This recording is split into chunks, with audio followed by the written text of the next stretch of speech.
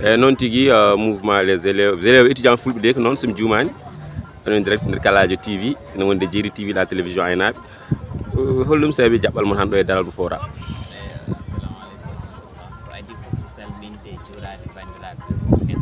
Arisma téléphone mo arisma kala en calmini en juurima arisma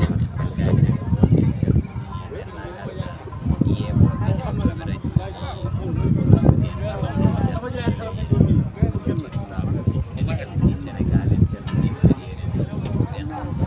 ko addi fof ko mouvement des élèves et étudiants fulɓe woni ɗo hande woni MEF addi min ɗo ko wadde seetal daral ngal tawtude jignaɓe men wonɓe ga gollidde ɓe heɓe jogui sukaɓe wonɓe université Cheikh Anta Diop Dakar gollidde ɓe heɓe jogui daraniɓe ɗumen gollidde ɓe kadi ɓen ɗon ɓe ganduɗa kamɓe goni daraniɓe ɗumen heɓe daari daɗade walludeɓe e kala ko ganduɗa ko yawtinde daral ngal yeeso saabu ɗo ko image Pulago woni ɗo hande ko sika hande ari Dakar mbiɗa Daral Fora tan mbiyata ko fulɓe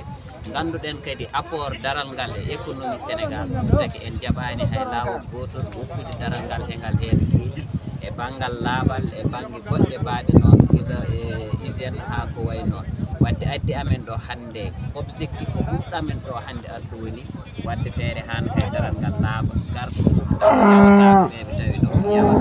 yawata ko Pulago wadde ko ɗum woni ko addi ka amen oɗo hande woni wadde set daral ngal beel ɗum ɗo ko Daral Fora tan mbaɗan toon ɗum walla ko daari tariɗe walla kadi ko liyeji goɗɗi gandanɗa kadi ɓiɓɓe fulɓe leñol ngol saabu ko fulɓe les élèves fulɓe beel ko ɓen tan mbaɗan toon aɗa andi mi wiima ko ɗum mouvement des élèves et étudiants fulɓe firti noon hande firti noon sika wi élèves et étudiants ji fulɓe firti hande ko foof en jeeyi wona tan Daral Fora hay so tawi ko ɗo min gadori miɗen jiiɗi yaade Daral Baali miɗen jiiɗi yaade daare goɗɗe foof saabu ko image Pulago o min mbaɗat défendre daral Pulago o woni min tawiyanmo ɗo inchallah eyyi ɗum no waɗi Allah jarama eyyo merci